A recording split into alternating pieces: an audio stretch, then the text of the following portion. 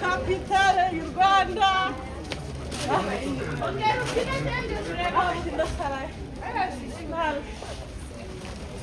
Iminsi myinshi nta nubwo dufite igihe kirenga ibyumweru bibiri hano twaje mu bukwe uje gushingira umwana hano afite ubukwe muri Fosquare afite ubukwe ufite ubukwe Queen afite ubukwe hanyuma nyuma y'uko aje gushaka ariko si ko hari umuntu wabimbwiye ndabwira ngo gushaka kumugaragara izuba riva aje gushaka byemeye aje kumwitwarira bro abana byabindi ngo nzotegeza ngo abahungu baze kunshaka baranshaka narabugaragara ko uramwitwariye habona aje kumwishakira ngira ngo yakagombye kuba yaje kugutega ari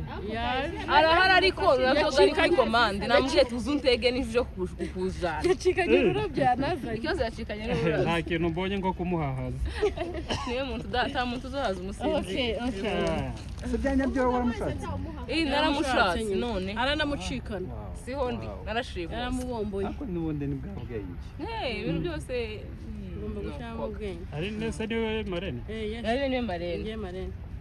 nange ndi Fiodone nanye abastari Fiodone impamo 250 ni azohagarara ku nyama azaba ndi ku nyama bro turabashimiye by the way reka manze mbivuge nitonze turabatumiye dufite ubukwe le 23 kwa gatandatu harije buzabera muri Fosquare ni church dote mariage no gusezerana wa mugabo ufite yasari turanye na Fosquare iri ruguru yaho gatwitwa Ituze Garden hano Kimironko niho tuzakorera ubukwe no kuri muzatwitabe umuntu wese uzi ko afana aba debut muzaze dushereke aka ibintu byose muzoze uramutwaye kumugaragara ndamwamukwe nundi muzaba amahirwe nkaba yihagaze wamubo biremboye nguwo ndetse ni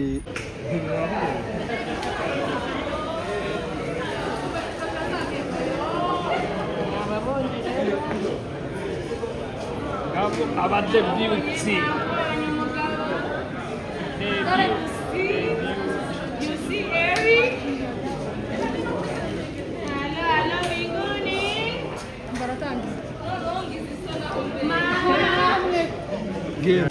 ni nyinshi abakwitira gatete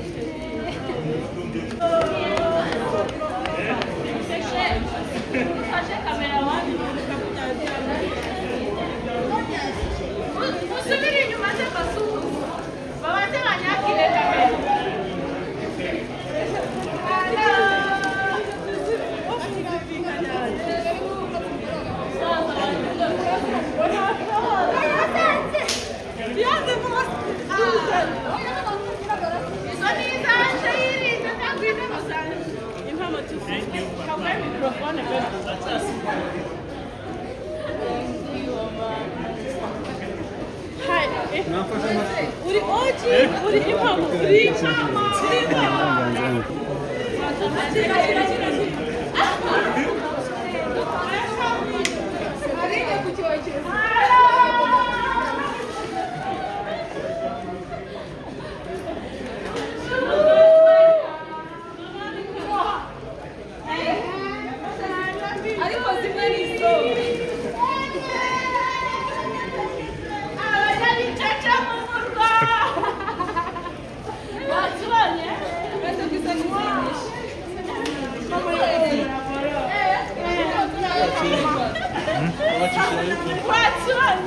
Let's go. What is that?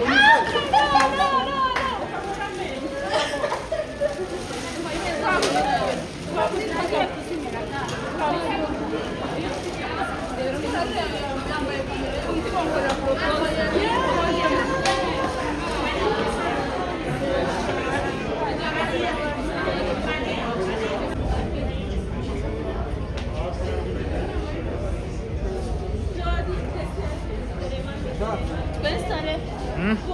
Hello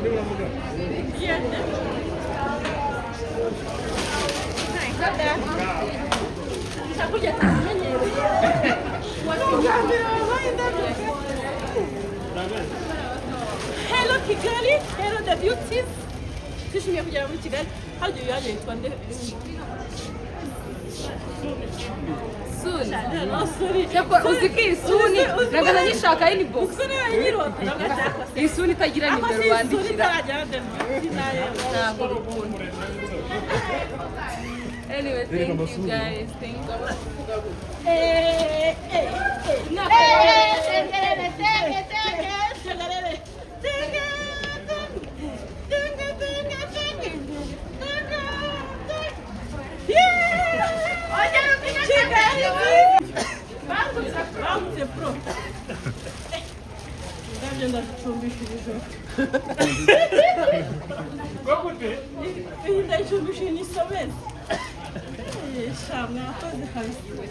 Mama 250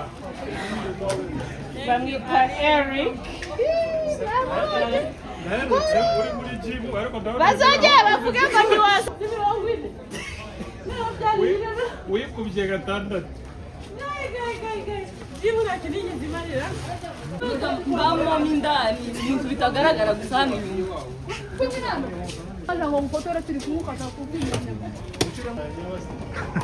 ugize neza tuzobivuganaho indi minsi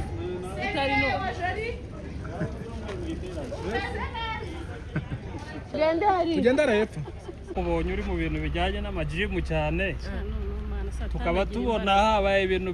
bya multiplication niba ari ibyaha byinshi nigaraguyemo yakoze gym arongereka kandi niko byagenze oya foriri nakoze gym ngabanuka 2.8 mpita nyireka mpita niyongera 16 Uko ngo waryaga double niba naryaga isahani y'umuceri naryaga 2.5 niko byagenze niyo mpamvu uri kubona nyine ibintu byakomeje guhinduka ararwe babona hano ku kibuga bakibaza the beauty baje gutura bara muri sare akarahira kwazambaye ikoti akamenya kumanika ukuboko jewe kana ariko muhindukiye mwe muri aha mure uriya muhungu wo bamugoye na opportunity ntabwo bamutwara Yamugoye gitumo. n'undi munsi amaye amahirwe ahagaze wamubo birembo nguwo ndetse n'ibindi bitandukanye bitari inzuki zitangiye gutanga mu gihe muzamara hano nakoze cyane ni karibu cyane turabashimiye cyane suni muzoze mu bukwe cyane yanira zine gati yose mu bukwe turabashimiye metodology Ndanda TV turamushimiye cyane thank you so much Bangutse Pro Max Sony TV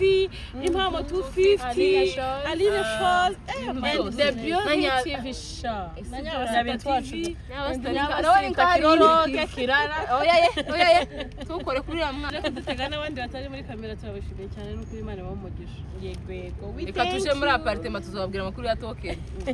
ngo tugere hano tuje hano kwifotoza gusa ko twaje na Supermet turako abonyemo intuza yayo intebe zayo yana direyinzi ego ntabwo uyu munsi zaje ko twabategereje amasaha agera muri 2 nk'ayahuye na Jam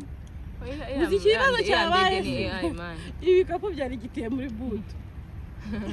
mwana uko mwazanye n'ibikapu noneho hari abavandimwe baduhaye ibikapu ngo tubatwaze ba umoja baduhaye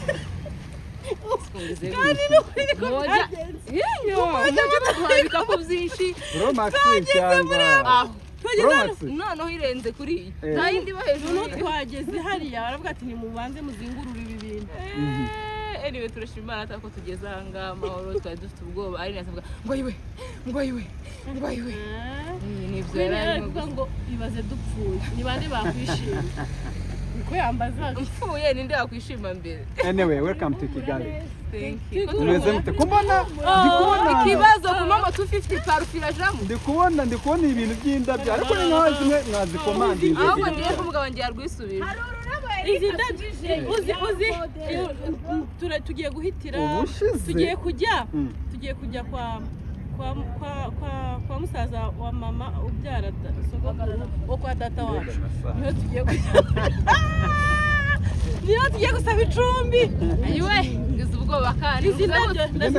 tugenda gake gake duhere ku ndabyo ni nk'aho ubushize muri Nairobi muvuye hano i Kigali habayeho ubukeha bw'indabyo twamenye password abandi bakareba imbuga twamenye password ko gufungura uvuga ngo hagira uzibeshya ngo kanajya kuri airport nta rurabyo kibuno nta maguru ubona urenga ngo n'umuntu mbona ivumbi ubundi twaje kujya password ko indabyo zifungurirwa groupe ya WhatsApp cyo dufungura groupe TikTok uziyo ima abantu 40 n'umugambanyi ni ukuvuga izi ndabyo ni contribution Ten Bob Miami niko byagenda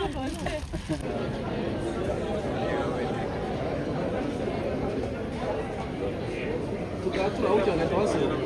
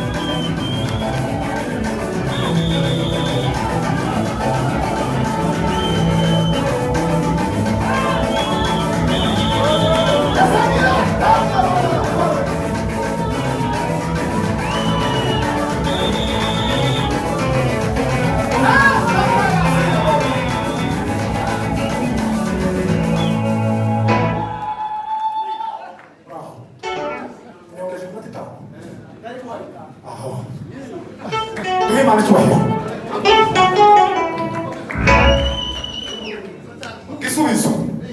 icyo mukenewe ni iki izina rya Gisubizo mukenewe gusa kuba mufite amakuru ahagije kuri Kristo Yesu umwambaro wa Kristo murimo akabera itari za ministeri n'abandi bantu umuco kaka